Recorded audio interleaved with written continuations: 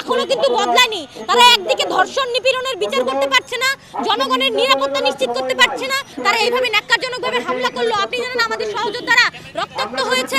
অন্তর্বর্তীকালীন সরকার এই যে 7 মাস পূর্ণ হয়ে গেল, তারপরও ধর্ষণ নিপীড়নের মতো চুরি ডাকাতির মতো ঘটনা ঘটছে, কিন্তু তারা সেগুলোর কোনো বিচারের আওতায় তো আনতেই পারছে না। বর্তমান অন্তর্বর্তীকালীন সরকার পুলিশের সংস্কারের নামে অনেক কিছুই তারা করছে, যার কোনো আসলে আমরা তো কোনো মাঠে কোনো তার ফল দেখতে পাচ্ছি না। আমরা দেখেছি হাসিনা আমলে যেমন যৌক্তিক আন্দোলনে পুলিশ শান্তিপূর্ণ আন্দোলনে পুলিশ যেভাবে হামলা করতো, ঠিক একই প্রক্রিয়ায় আজকে আমরা যখন ধর্ষণ এবং নিপীড়নের বিরুদ্ধে বাংলাদেশ প্ল্যাটফর্মের পক্ষ থেকে আমরা যে কর্মসূচি পালন করছিলাম, আপনারা জানেন যে প্রধান উপদেষ্টার কার্যালয়ে বরাবর আমরা স্মারকলিপি দেওয়ার উদ্দেশ্যে যাচ্ছিলাম। সেই শান্তিপূর্ণ আন্দোলনে পুলিশ ন্যাক্কারজনকভাবে হামলা করলো। ফলে আমরা বলতে চাই অন্তর্বর্তীকালীন সরকার এই যে 7 মাস পূর্ণ হয়ে গেল, তারপরও ধর্ষণ নিপীড়নের মতো চুরি ডাকাতির মতো ঘটনা ঘটছে, কিন্তু তারা সেগুলোর কোনো বিচারের আওতায় তো আনতেই পারছে না। স্বরাষ্ট্র উপদেষ্টা তো চরমভাবে ব্যর্থ, তার উপরে তারা পুলিশের পোশাক বদলের নামে একদম পাবলিসিটি স্টান্ট করতেছে আর কি, পপুলারিটি ছাড়া আর কিছুই না। ফলে আমরা বলতেছি এর মধ্য দিয়ে দিন শেষে পুলিশের কোনো সংস্কার আসতেছে না। দিন শেষে সেই শেখ হাসিনা আমলে পুলিশের যা চরিত্র ছিল আজকেও সেই চরিত্রই আছে।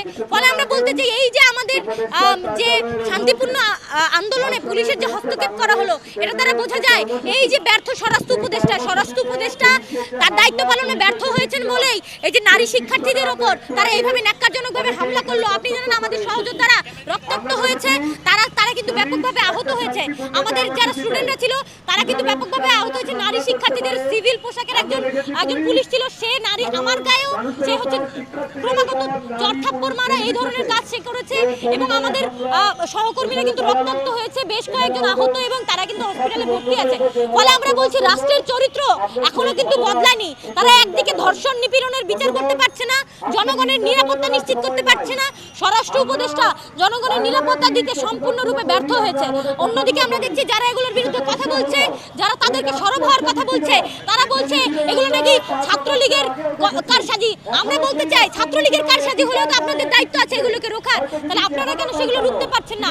আপনারা আপনাদের ব্যর্থতা ঢাকতে এভাবে নারী শিক্ষার্থীদের উপর পুলিশ দিয়ে নেককারভাবে হামলা করছেন।